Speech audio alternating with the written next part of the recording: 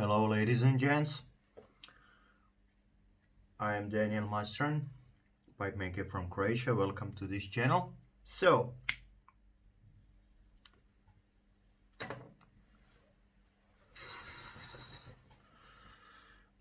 I love these pipes. I have more than a couple of those and I really enjoy smoking them even if I make briar pipes. They are lightweight, not complicated. If you break them down, just trash them and get another one. It's not a problem at all, you know, financially. Being a user for many years, I love them. So, and I mean especially this shape, I really like it. This is my personal pipe. As you can see, I have been smoking it, and I have a couple of more over there. So whenever I am in a position to get that kind of pipe, I use it. In all these years I have been smoking this shape. Let me clean my throat from the dust. Cheers.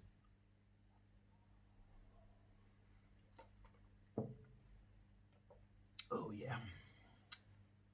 I figured that in my opinion they smoke a lot better when you enlarge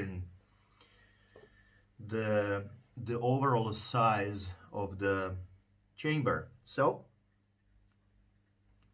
I started doing that on all of the pipes I order. So this is where I end up opening them up using Dremel, this kind of tool, and usually I open them up from 15 millimeters, which is a norm for this pipe, for production line norm. I open them up to 18-19 millimeters in diameter.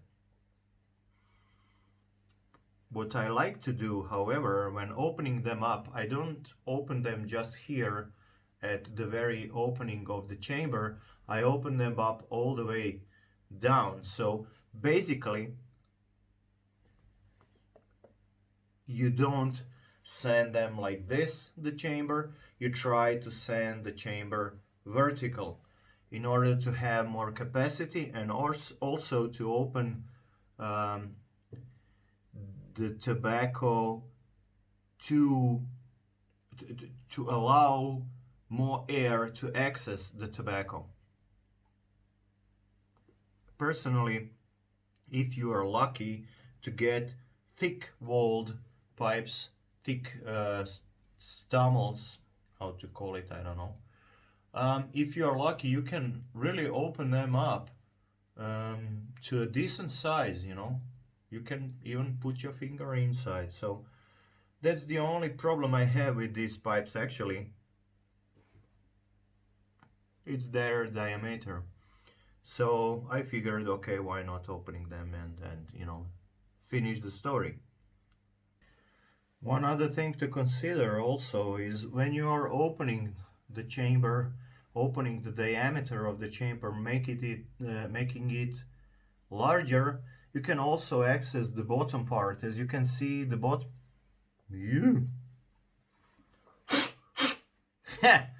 The bottom has this piece of actually shank inside. So when you are sanding, you can also remove that part if you want. Personally, I don't do that. I don't bother about it. That's the way how those pipes are. So, you know, I don't bother about that. But when it's opened enough, you can access that lower part of the chamber better and maybe even remove that piece that is inside that is actually a shank. So yeah, that's something else to consider maybe.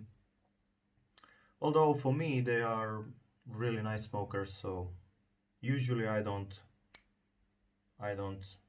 change that, but I see that I can. Oh, I need to re-drill the shanks. Okay, they are not perfectly clean. So what you can also do is use a drill bit, like 4 millimeters or something, because this one goes, that's a 3.5, goes not so easy. Oh, it goes easy. Anyway, you can use also a 4 millimeters drill bit to re-drill the shank part, because I can see that this one is not really open. And also what you can do, you can use a piece of pipe cleaner and wrap a little bit of sandpaper on top of it, and you can push it inside to open, and maybe even sand a little bit in that shank, so you can actually have an open, see, an open shank, or significantly more open, let's say it like that. That's also a good practice, how to make your Missouri meerschaum pipes better smokers. So, few tips and tricks. Yeah, that will be nice. Maybe I will leave this one for me. Let's see. So, yeah, definitely check the shanks. I have been on these 10 pipes that I received. I have been re-drilling the shank of this one. When I checked it, it was the air passed through, but the shank was actually completely clogged. So check the shanks and see if they have a really good flow, so that you can actually, you know, have a decent smoke out of them. I don't know what the shape this is. I think it's Country Gentleman or whatever. But I buy them all the time, and I give them, as I said, away to new pipe smokers so that they can try smoking a pipe. Oh, by the way, I'm smoking Cornell and Deal Bajou Morning, and have some Jameson to clean the throat from the dust. Yeah.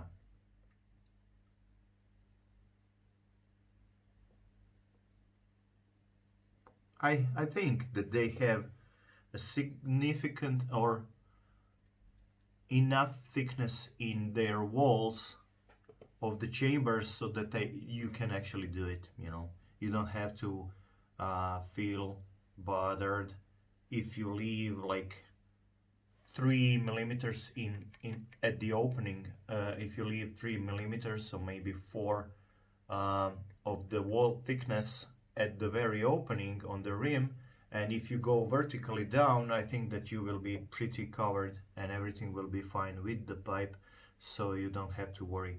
Even if you break it, you know, if it burns through, they are like a couple of dollars in worth, so you can get another one, you know, it's not a problem, I think.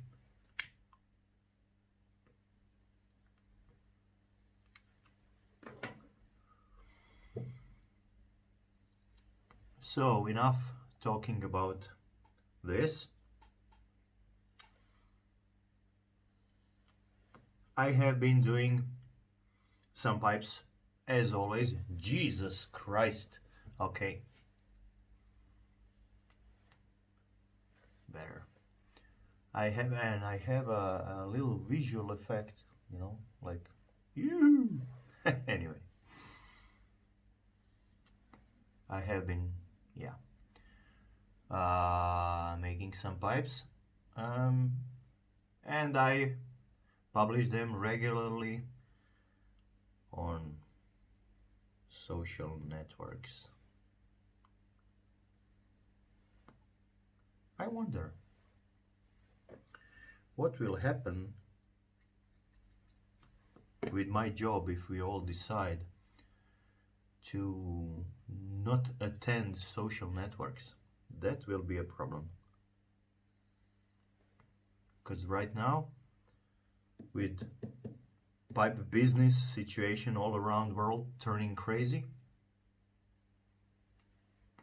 I might get out of job because 95% of my sales come from social networks.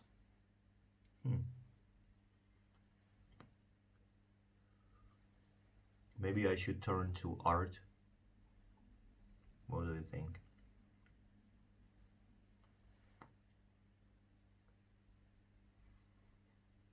Go into shaping wooden pieces.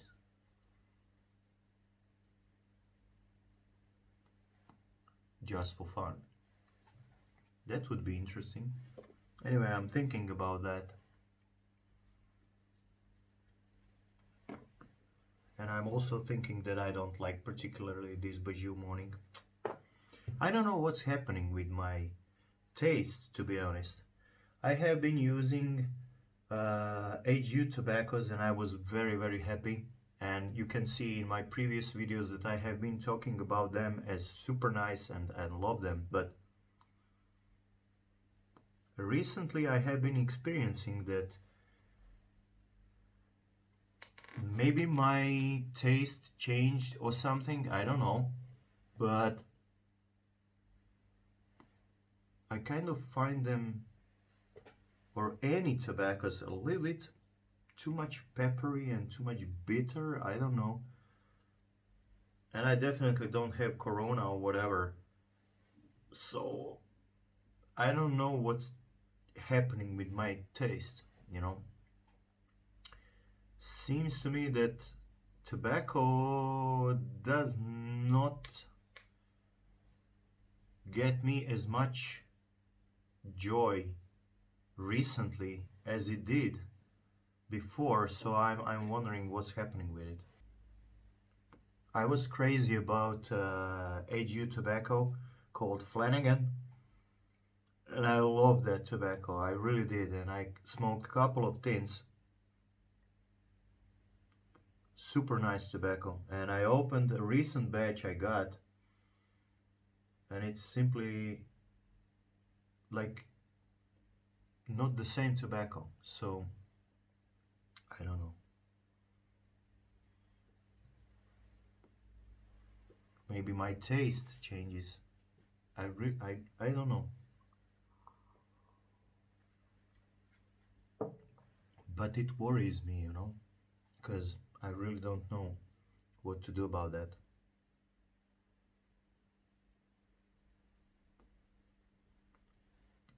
Let me show you the last pipe I did. It's a pipe for a friend, a long-time customer. I need to polish it. He wanted something like this, so pretty decent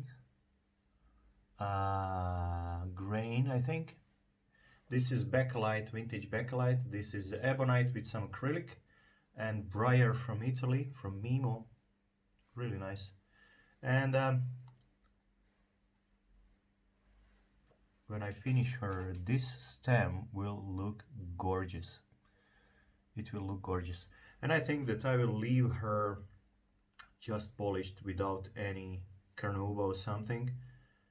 We'll try not to lose the contrast.